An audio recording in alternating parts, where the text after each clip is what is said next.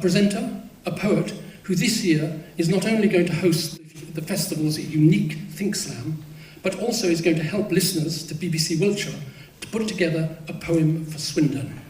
Let's hear what she has in mind. Please join me in giving a Swindon Spring Festival welcome to Sarah Jane Arbery.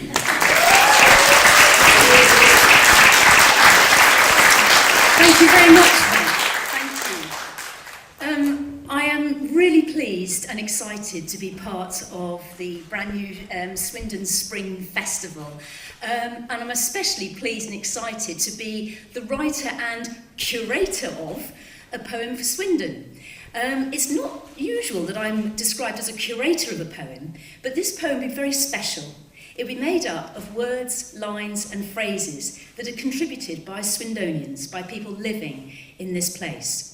I will then put them together. In fact, I'm going to love it because it's going to be like a treasure hunt and a treasure box of things. I won't know what people are going to be sending in to BBC Radio Wiltshire, but I will be picking out those lines and words and putting them together in a kind of collage poem to celebrate Swindon. I've done quite a few projects like this with adults and children, where it's sort of putting things together like a jigsaw puzzle. And what's so good about it is that people who submit words, lines and phrases are not sure how they're going to be used. And so when the poem is finished, they then see, my words have gone in there. I didn't think that would happen. So it's a real two-way process here. And as I say, it's just a really exciting way of writing poetry. Some people call it found poetry, because you find the words and phrases rather than them all coming from my head. But I will be here adding some of my own words to the poem in order to create it.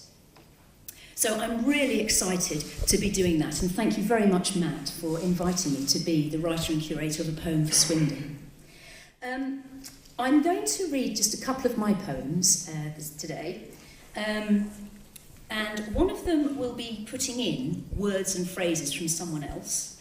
But I'm going to begin with, these are poems about the place where I live, where I've come from. It is Herefordshire. I live in Ledbury in Herefordshire. And a while ago, I was asked to be the writer-in-residence for Herefordshire. So I wrote a series of sonnets about life in Herefordshire. I'd not written sonnets before, but what I discovered was that structure is liberating. So when you have that kind of very tight structure, suddenly ideas start fizzing. It makes the job a little bit easier.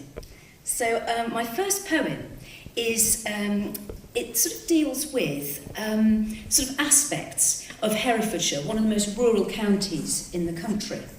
And this is just sort of things that I first noticed. I was living in Bristol at the time when I was appointed. I still don't, I don't drive. So getting around Herefordshire was quite tricky. Lots of trains, buses, bicycles, taxis. So this first poem is prefaced by the first announcement that I heard. The next train to depart from platform 2 is the 10:40 Central train service to Hereford, calling at... We begin. Found moments, glimpses, 1 minute there, next instant, lost.